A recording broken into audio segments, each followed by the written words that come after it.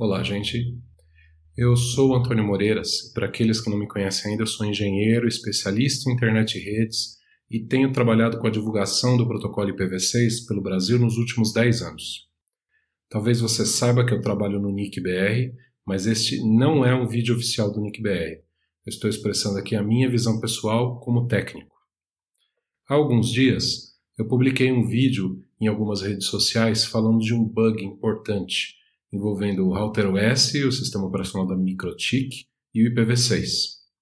Este vídeo que eu faço agora, dia 10 de abril de 2019, é um update do vídeo anterior. Eu vou tentar resumir o problema, apresentar algumas recomendações sobre o que você que usa MikroTik e IPv6 pode fazer e algumas considerações pessoais minhas sobre a situação. Desculpem, mas o vídeo talvez seja um pouco longo. Mas o que é exatamente o problema, Moreiras? Ou problemas em relação aos MikroTiks e ao IPv6? Bom, os dispositivos MikroTik ou VMs com RouterOS em versões anteriores a 6.44.2, se você usa Stable, ou 6.43.14, se você usa as versões Long Term, têm vulnerabilidades relacionadas ao IPv6. Uma delas é relacionada à tabela de vizinhança, Neighbor Table, que é a tabela que liga os endereços MAC com os IPs. A outra vulnerabilidade é relacionada ao Route Cache, que é parte da implementação da FIB, da tabela de encaminhamento do kernel do Linux, que é usado no RouterOS. Em determinadas situações, essas tabelas podem crescer, alocando toda a memória do dispositivo e fazendo travar ou reiniciar. São possíveis e foram demonstrados ataques de DOS remotos usando essas vulnerabilidades. Uma simples tentativa de escaneamento da rede enviando pacotes para uma quantidade grande de endereços IPv6 pode, por exemplo, ocasionar o esgotamento de uma dessas tabelas e o travamento ou reinício do roteador. As vulnerabilidades são de conhecimento público e é extremamente fácil fazer um ataque e derrubar um equipamento com um RouterOS vulnerável, mesmo remotamente. Então, a situação é bastante grave. Se você quer mais detalhes sobre o problema em si, dê uma olhada nos links na descrição do vídeo. Mas, Moreiras, eu não uso IPv6 ainda, então eu não preciso me preocupar? Bom, é claro que você precisa se preocupar, né? Não tem mais IPv4 disponível, CGNAT traz inúmeros problemas, 1 em cada 3 brasileiros já usa IPv6, Google, Netflix, Facebook, Terro, UOL, Bradesco, B2W, inúmeros outros sites usam IPv6 e o seu provedor ainda não está fazendo nada. Se você não usa IPv6 ainda, você tem bastante coisa com que se preocupar, porque ele não é mais o futuro, ele é o presente.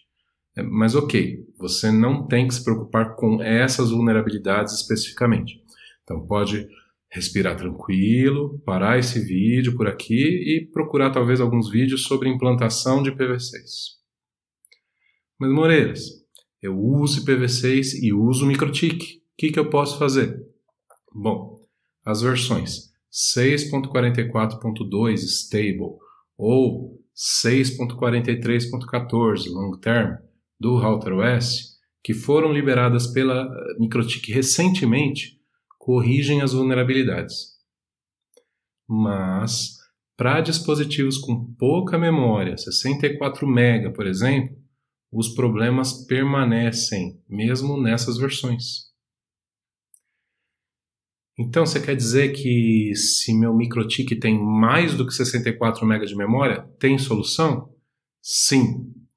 Você deve fazer a atualização dos dispositivos com RouterOS para a versão 6.44.2 se usar Stable ou 6.43.14 se você usar Long Term. Lembrando que isso é importante, é urgente, mas só vai ajudar dispositivos com mais de 64 MB de RAM. Mas e se meu dispositivo tem 64 MB de RAM ou menos? Bom, para dispositivos com menos de 64 MB de RAM, se usados como CPE, eu acredito que o melhor seja observá-los, monitorá-los. E como medida corretiva, caso você perceba que os clientes são alvos de ataque, você pode avaliar a possibilidade de desativar o IPv6 temporariamente ou de trocar os dispositivos. Caso os dispositivos com menos de 64 MB de RAM sejam utilizados em outros pontos da rede, você deve pensar em trocá-los por equipamentos não vulneráveis, sejam da própria MikroTik ou de outros fabricantes. Você deve perceber que eu sou extremamente relutante em sugerir que alguém desative o IPv6, porque o IPv6 hoje já pode ser considerado o protocolo atual da internet, ainda em fase de transição, mas já pode ser considerado dessa forma. Não é um acessório, não é algo opcional para a gente não levar a sério e ficar ativando e desativando a qualquer tempo. Mas Moreiras, você pode me perguntar, posso atualizar o router OS assim, na confiança? Bom, você que está assistindo esse vídeo certamente tem muito mais experiência em operar a sua rede com MikroTik do que eu. Mas eu diria que não. Em primeiro lugar, a MikroTik disponibiliza 3 tipos de versões simultaneamente: a Testing, a Stable e a Long Term.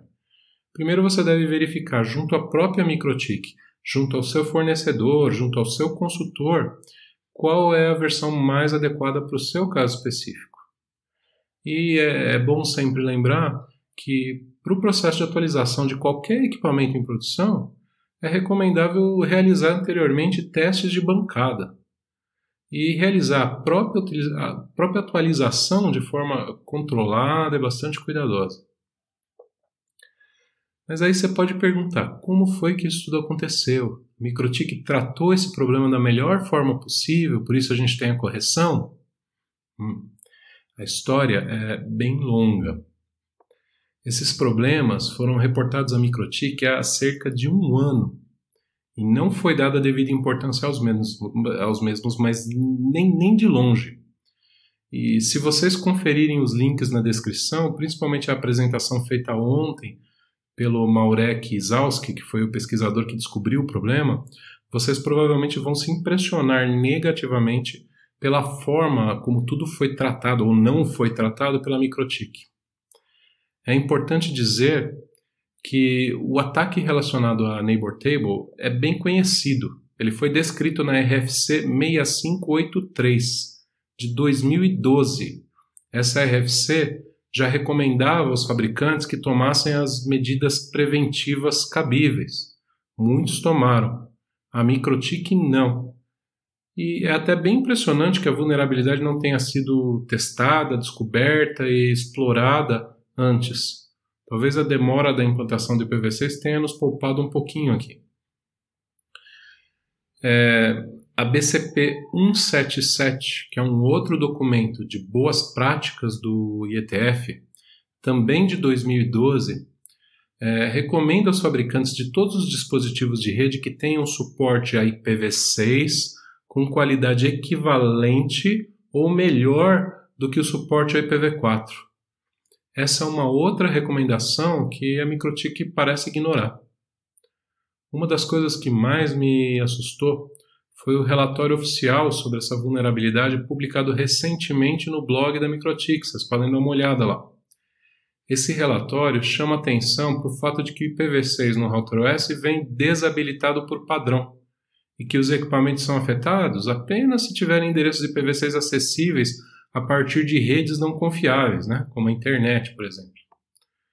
Outra coisa com que fiquei um pouco chocado foi que, no decorrer do processo, eles sugeriram o uso de uma regra de firewall limitando o tráfego IPv6 para níveis absurdamente baixos, muito abaixo do que é necessário para qualquer rede operar atualmente, como forma de solução paliativa.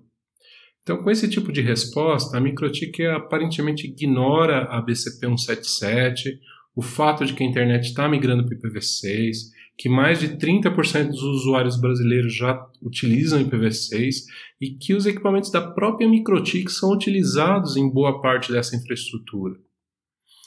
Esse tipo de resposta dá a impressão de que o IPv6 é alguma coisa opcional, pouco importante, e talvez reflita a visão da empresa, da MikroTik, sobre essa questão. e levanta para a gente uma necessária reflexão sobre a escolha dos equipamentos mais adequados. Olha, vale dizer que os outros fabricantes também têm inúmeros problemas no tratamento de vulnerabilidades de segurança e outros problemas genéricos. Eu não estou defendendo que você troque seus microtics por nenhum deles. Mas também a seriedade da situação e a falta de profissionalismo, como foi tratada e continua sendo tratada essa situação, pede que a gente pense um pouquinho. Quando a gente considera a aquisição, a compra de um equipamento, a gente deve pensar não só no que está pagando de imediato, mas no custo do equipamento ao longo do tempo, nos custos indiretos que ele acarreta, inclusive naqueles custos decorrentes de falhas. Esse é o conceito de Total Cost of Ownership, TCO, ou custo total de propriedade em português. Eu pergunto, para quanto sobe o custo de um roteador se a gente incluir as despesas ocasionadas pelo tratamento não adequado na implantação de funcionalidades que a gente precisa, obrigando muita gente a usar gambiarras para as coisas funcionarem? Quanto custa para a gente no dia a dia a não correção de bugs importantes, vulnerabilidades de segurança rapidamente, levando a problemas operacionais, quedas, chamadas no call center, etc. Qual é o custo das dores de cabeça operacionais que um equipamento aparentemente barato, mas cheio de problemas, traz ao longo do tempo? Bom, eu não sei responder, mas vocês que usam os equipamentos podem pensar no assunto, colocar na ponta do lápis, chegar às suas próprias conclusões. E aqui eu concluo esse vídeo. Abraços a todos.